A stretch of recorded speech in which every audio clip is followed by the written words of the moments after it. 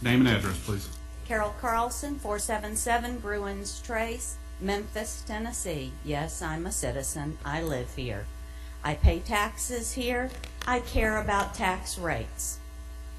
We'll come back to that in a minute. 2 weeks ago, this council was prepared to vote on pension changes proposed by Mr. Lowry that would have affected new hires only.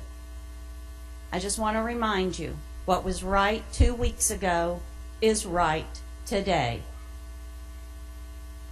Earlier today, Wanda Halbert and I had a brief meeting, and she told me that after she had made her proposal 2 weeks ago, she was actually disappointed that no one came and talked to her about details and further compromises that might make the plan even better. Well, Ms. Halbert, as I shared with you then, after being kicked in the gut that day, I couldn't breathe for 2 weeks. Certainly wasn't prepared to come out and talk details. I had trusted you. I had believed that you were someone that was open and forthright, and to be blindsided at the last minute did not seem in your character or fitting for this council. I would like to have seen city employees given the same respect that you so often point out that you are due yourself. But we were not given that respect by having an awareness, a time to learn about this compromised plan. It feels like that in the name of compromise, an awful lot of good people are being hurt. And there was an arbitrary tenure amount, time level, that was attached to the amendment of 7.5 years. I asked Ms. Halbert this morning, or this afternoon, why 7.5 years? It seems arbitrary. And she said that's to save money for the taxpayers.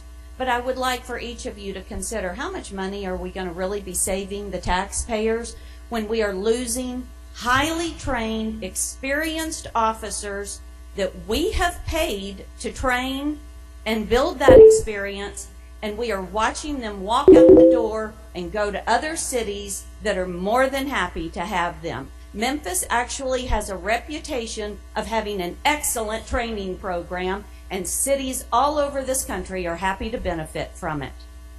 How much money are we going to be saving our taxpayers when we have to go back and start over, and it will be another 7.5 years before you have officers with that level of experience? I actually have my own arbitrary time frame that I'd like to throw out for you to consider. How about 6.5 years? That will grandfather in my son. Now, you've all heard of me talk about my son, and all summer long here, I've been here fighting for him. But it takes a 6.5 year tenure for you to keep him, and for me to keep my only surviving child living in the same city where I live. I don't want him to be forced out, and I'm not going to sit quietly while you do that to my family. If, however, you're not inclined to set a tenure period just for my son's benefit or just for my benefit, I have another suggestion for you. How about picking a time frame that preserves your integrity and tells the citizens of Memphis that they can believe in their city leaders? How about picking a tenure of 0 and passing a plan that affects new hires only? Integrity and honesty do not have a compromise. Thank you.